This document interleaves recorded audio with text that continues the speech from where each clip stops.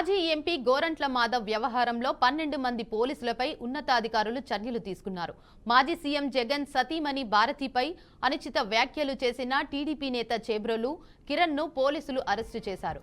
గుంటూరు తీసుకొస్తున్న సమయంలో గోరంట్ల మాధవ్ పోలీస్ కాన్వాయ్ను వెంబడించింది. గుంటూరు చుట్టగంట సెంటర్లో కిరణ్ పై దాడికి ప్రయత్నించారు. ఎస్పీ కార్యాలయంలోకి గోరంట్ల మాధవ్ అతని అనుచరులు రావడంతో వారిని అదుపులోకి తీసుకున్నారు.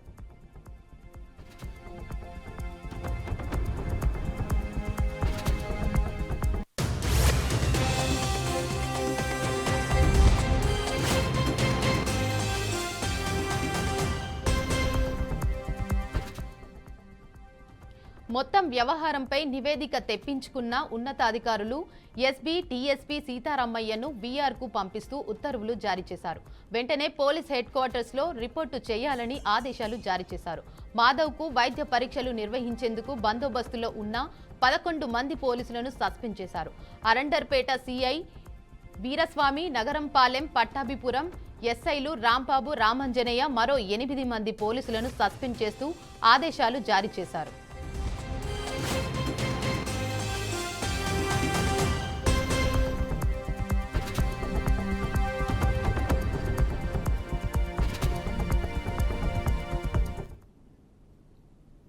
సాధారణంగా చిన్నారులు పరీక్షల సమయంలో తమ ఉపశక్తిని ఉపయోగించి సమాధానాలు రాస్తుంటారు. అయితే ఒక్కోసారి వారి సమాధానాలు నవ్వించడమే కాక సమాజాన్ని ఆలోచనలో పడిస్తాయి. అలాంటి ఒక సంఘటన చందుర్తి మండలంలోని ఓ ప్రాథమిక పాఠశాలలో చోటు చేసుకుంది. చదువులో భాగంగా జరిగిన ఆంగ్ల పరీక్షలో 4వ తరగతి విద్యార్థిని ఒకరికి write about your mother's likes and dislikes అనే ప్రశ్న వచ్చింది. అంటే మీ అమ్మకు నచ్చనివి విషయాలు రాయండి అన్నమాట. విద్యార్థిని సూటిగా రాసింది, my mother dislikes my grand mother and grand father. నా అమ్మకు నానమ్మ, తాతయ్య నచ్చరని.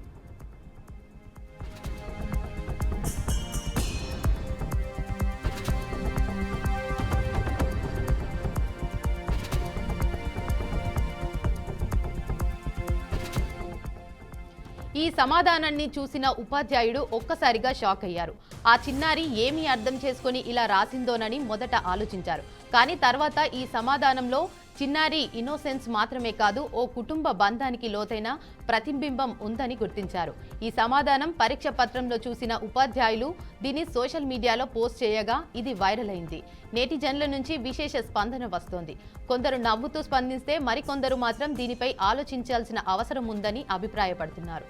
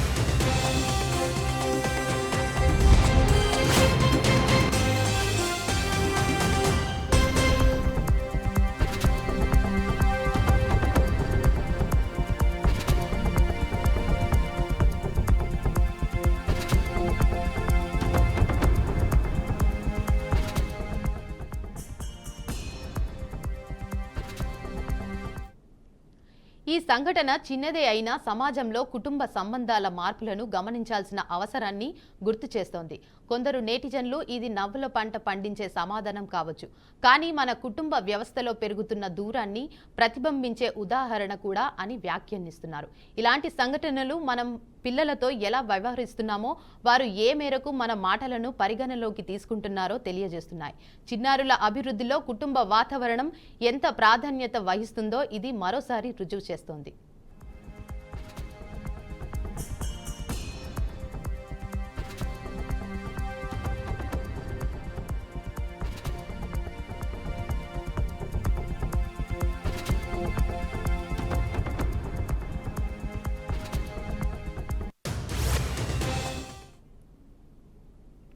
ఢిల్లీ సీఎం రేఖా గుప్తా భర్తపై మాజీ ముఖ్యమంత్రి అతిశి సంచలన ఆరోపణలు చేశారు. రేఖా గుప్తా భర్త మనీష్ గుప్తా ఆనందకరంగా ప్రభుత్వాన్ని నడుపుతున్నారని ఆరోపించారు. పలువురు అధికారులతో మనీష్ గుప్తా సమావేశమైన ఫోటోను సోషల్ మీడియా ప్లాట్ఫామ్ ఎక్స్లో పోస్ట్ చేశారు.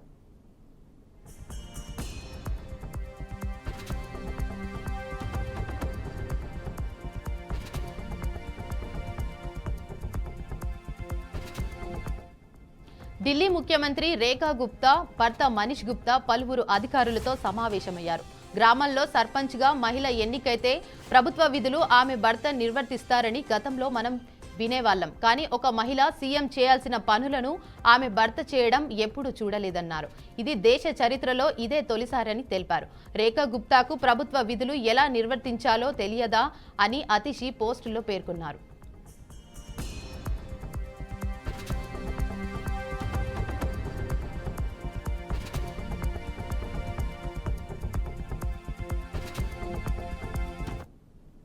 ఢిల్లీలో విద్యుత్ కోతలు, ప్రైవేట్ పాఠశాలల ఫీజులు పెరగడానికి కారణం ఆయా శాఖల్లో సీఎం ప్రమేయం లేకపోవడమేనా అని ప్రశ్నించారు. అతిశి ఆరోపణలపై ఢిల్లీ బీజేపీ అధ్యక్షుడు వీరేంద్ర సచ్దేవ స్పందించారు. ఈ వ్యాఖ్యలను ఆయన ఖండించారు. ఒక మహిళ మరొక మహిళ సీఎంపై ఇలాంటి అవమానకర వ్యాఖ్యలు చేయడం సరికాదని స్పష్టం చేశారు.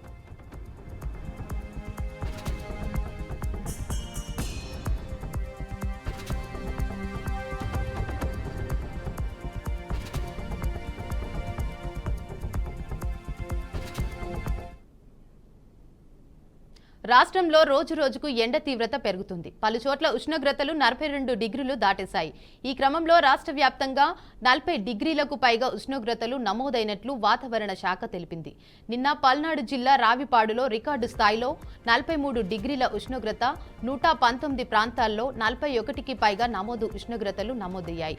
అలాగే శనివారం 14 మండలాల్లో తీవ్ర 68 మండలాల్లో వడగాలుల ప్రభావం చూపాయని వాతావరణ శాఖ అధికారులు తెలిపారు.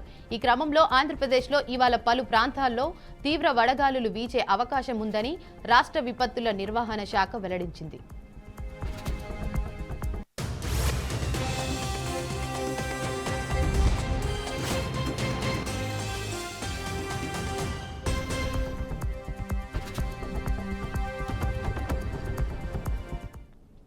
రాష్ట్ర వ్యాప్తంగా 30 మండలాల్లో తీవ్ర వడగాలులు వీస్తాయని వాతావరణ శాఖ అంచనా వేసింది. ఈ నేపథ్యంలో శ్రీకాకుళం, విజయనగరం, మన్యం, ఏలూరు, ఎన్టీఆర్ జిల్లాలోని మండలాల్లో తీవ్ర వడగాలులు వీస్తాయని విపత్తుల సంస్థ ఎన్టీ రోనంకి కూర్మానాథ్ పేర్కొన్నారు. వాతావరణ పరిస్థితులను ప్రజలు ఎప్పటికప్పుడు గమనిస్తూ అప్రమత్తంగా ఉండాలని సూచించారు. అవసరమైతేనే బయటకు వెళ్లాలని వాతావరణ అధికారులు హెచ్చరించారు.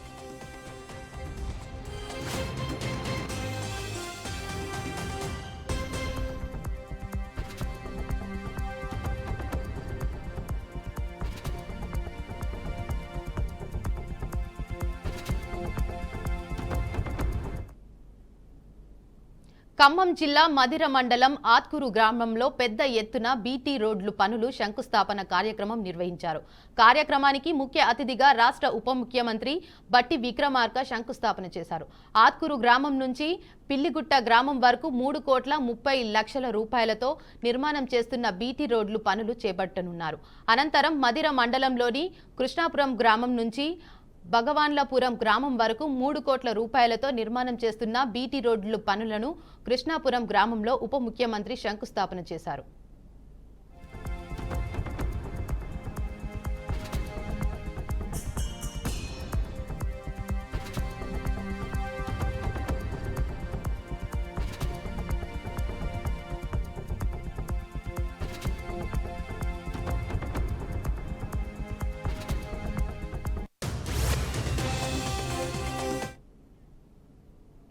అంబేద్కర్ ను కాంగ్రెస్ అవమానించిందని కేంద్ర మంత్రి కిషన్ రెడ్డి ఆరోపించారు. పార్లమెంట్లో అంబేద్కర్ ఫోటో పెట్టేందుకు కాంగ్రెస్ నిరాకరించిందని అన్నారు. అంబేద్కర్ కు వ్యతిరేకంగా కాంగ్రెస్ నేతలు ప్రచారం చేశారని విమర్శించారు. అంబేద్కర్ స్ఫూర్తితోనే మోదీ ముందుకు సాగుతున్నారని కిషన్ రెడ్డి స్పష్టం చేశారు.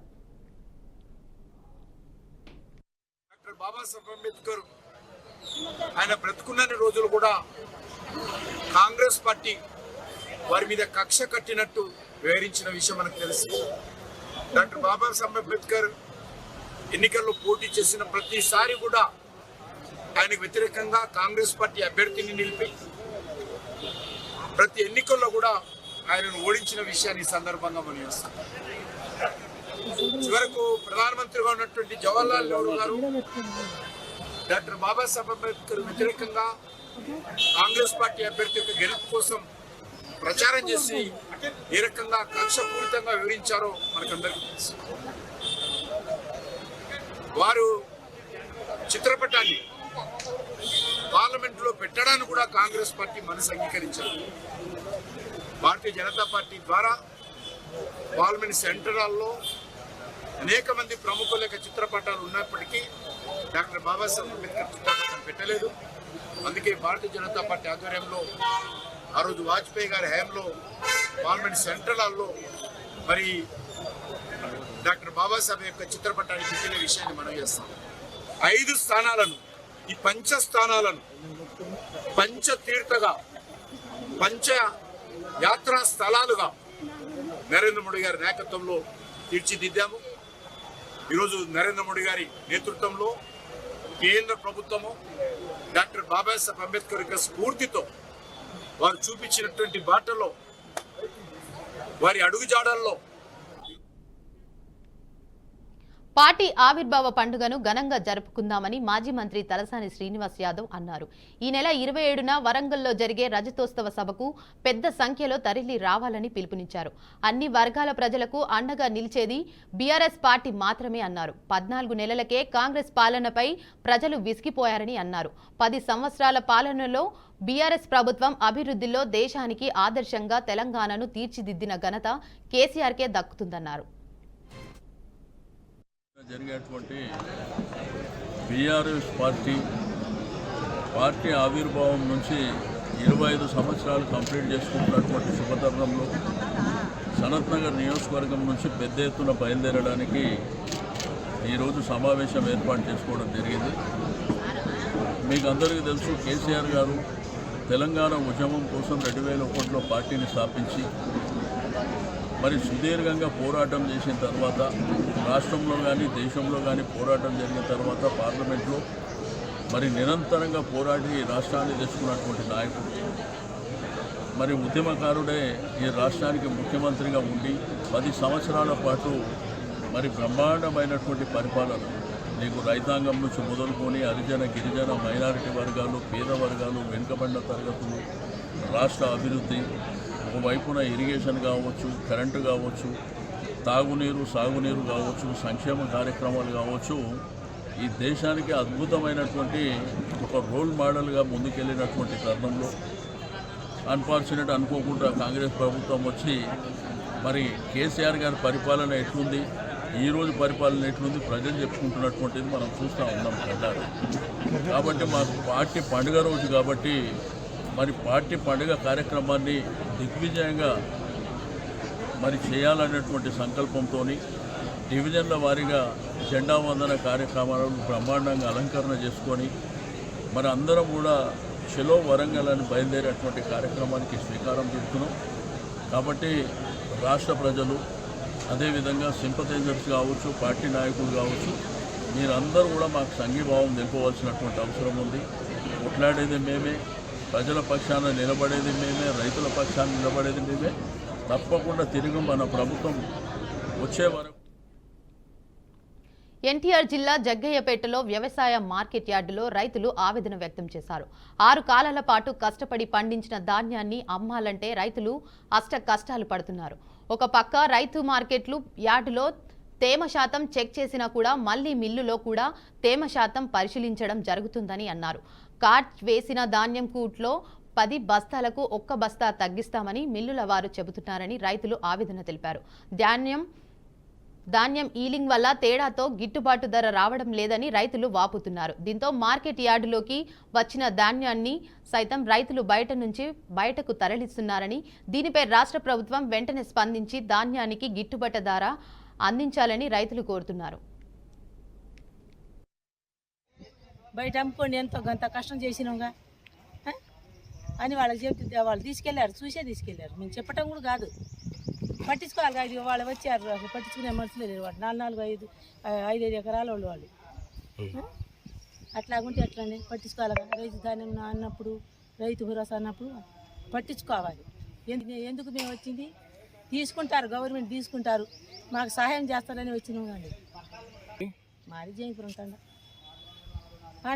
మేము ఇంతగానం పంట పండించి 6 నెలలు కష్టపడ్డా కూడా మాకు సరైన గిట్టుబాటు ధర ఇవ్వట్లేదండి.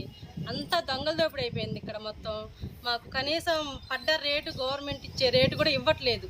మేము ఆరు కాలం కష్టపడి వీళ్ళు దోసుకోవడం సరిపోతుంది. 10 బస్తాలకు 1 బస్తా తగ్గించి తీసుకుంటున్నారు. ఇవాళ రైతుకు విలువ లేదండి ఎక్కడ.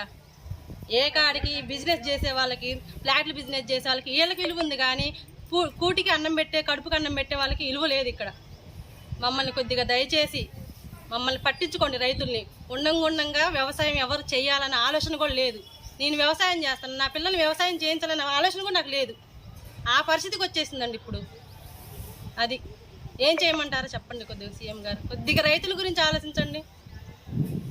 బువ్వ పెట్టేది రైతన్న గురించి ఎవరు పట్టించుకోవట్లేదు. మాటలే చెప్తున్నారు ఎవరైనా సరే, మాటలతోటే కాలం గడుపుతున్నారు. కానీ చెప్పిన హామీలు రూపాయి ఇస్తున్నాము అది ఇది అంటున్నారు, కానీ రైతు ఎవరికి రావట్లేదు, ఎవరికి అందట్లేదు. ఇచ్చే రూపాయి కూడా ఎవరికి ఇవ్వట్లేదు. రైతుకు మాత్రం చాలా అన్యాయం జరిగిపోతుందండి. మీరు మా యందు కొద్దిగా దయ ఉంచి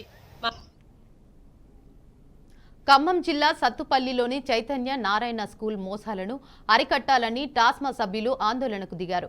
విద్యాశాఖ నిబంధనలకు విరుద్ధంగా నిర్వహిస్తున్న అడ్మిషన్ టెస్ట్ను అడ్డుకున్నారు.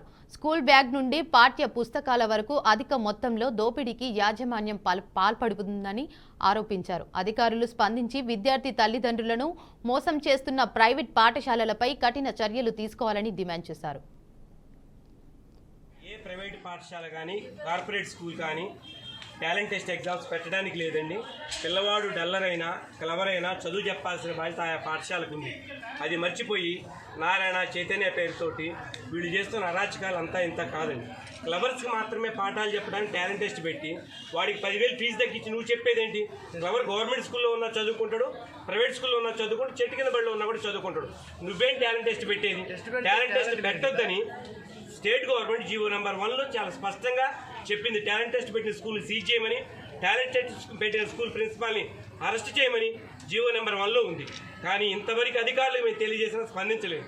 రెండో అంశం, తల్లిదండ్రులందరికీ చెప్తున్నాం, అక్కడ పనిచేస్తున్న ఉపాధ్యాయులకు చెప్తున్నాం.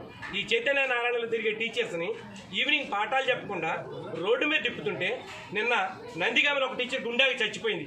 కనీసం వీళ్ళ చైర్మన్ కానీ, వీళ్ళ యాజమాన్యాలు కానీ వెళ్ళి కనీసం ₹1,00,000 కూడా వాళ్ళకి దానం చేయనటువంటి. అంటే ప్రైవేట్ స్కూల్ టీచర్స్ని టార్గెట్స్ పేరుతోటి నానా హింసలు పెడుతూ వాళ్ళని శారీరకంగా, మానసికంగా అనేక రకాలుగా హింసిస్తున్నటువంటివి నారాయణ చైతన్య స్కూల్స్. మేము నారాయణ చైతన్య వ్యతిరేకం కాదండి. మీరు మంచి చదువు చెప్తే హర్షిస్తాం, కానీ మీరు మంచి చదువు ఎక్కడా కూడా చెప్పడం లేదని కూడా చెప్తున్నాం. ఎందుకు లేదంటే అసలు మీ స్కూల్లో టీచర్ లేరు. ఇప్పుడు వాళ్ళు పెట్టిన టాలెంట్ టెస్ట్ని వాళ్ళ టీచర్స్ తోటి ఎంఈఓ సమక్షంలో, పోలీసుల సమక్షంలో వాళ్ళ టీచర్ని ఎగ్జామ్ రాయమనండి. వాళ్ళ టీచర్ కనుక ఎగ్జామ్ రాస్తే మా స్కూల్స్ అన్నీ కూడా మేము వదిలేసి వెళ్ళిపోతాం. వాళ్ళ టీచర్కే రాని ఎగ్జామ్ని పిల్లలతో ఎందుకు రాపిస్తున్నారు? ఇంతకంటే దారుణం ఏంటంటే, ఒక క్లవర్ని బండెక్కించుకొని వెళ్తారు ఒక టీచర్. ఒక ఇంటికి పోయి, ఏమండి మా పిల్లలు టాలెంట్ టెస్ట్ ఎట్లా రాస్తారో చూపిస్తామని 7 క్లాసుల ఫస్ట్ని పేరెంట్ దగ్గర తీసుకెళ్లి మోసం చేస్తున్నారు. ₹1,000 పుస్తకాలు 8,000కి అమ్ముతున్నారు. ఎంఆర్పీ లేని పుస్తకాలు కూడా అమ్మడానికి లేదు. ఎంఆర్పీ లేని పుస్తకాలు అమ్ముతున్నారు. ఇక్కడ ఉన్నాయి, మీరు చూడండి. బట్టలు కూడా స్కూల్లో అమ్మకూడదు, ఇక్కడ అమ్ముతున్నారు. చూడండి, అంటే దారుణంగా దోపిడీ చేస్తున్నారు. ఈ దోపిడీకి వ్యతిరేకంగా private school association trust. Warangal జిల్లాలో దారుణం చోటు చేసుకుంది. నల్లబెల్లి మండలం 3 చెక్కలపల్లిలో బానొత్తు కుమ్మలను గుర్తు తెలియని దుండగులు హత్య చేశారు. కత్తితో పొడిచి పరారయ్యారని స్థానికులు తెలిపారు. బాధితుడు కొమ్మలు అక్కడికక్కడే మృతి చెందినట్లు వెల్లడించారు. ఘటనా స్థలానికి చేరుకున్న పోలీసులు కేసు నమోదు చేసి దర్యాప్తు చేపట్టారు.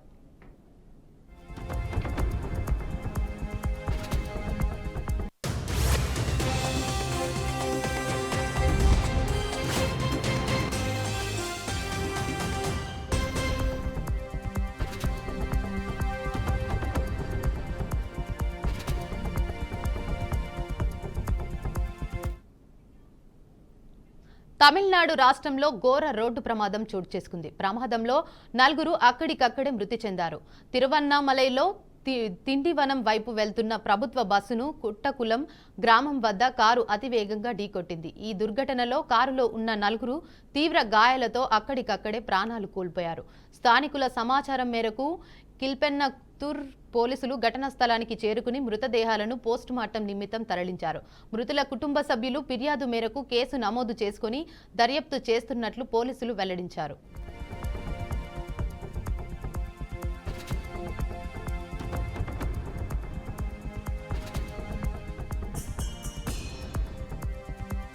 ములుగు జిల్లాలో మరోసారి పెద్ద పులి సంచారం కలకలం సృష్టిస్తోంది.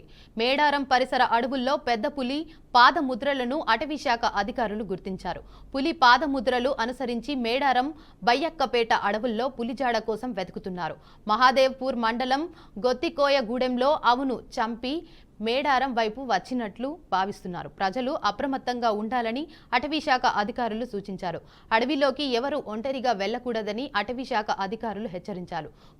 పులి ఆనవాళ్లు కనిపిస్తే వెంటనే సమాచారం ఇవ్వాలని స్థానికులకు సూచించారు. పులి కదలికలను క్రమం తప్పకుండా పర్యవేక్షించడానికి అధికారులు చర్యలు తీసుకుంటున్నారు.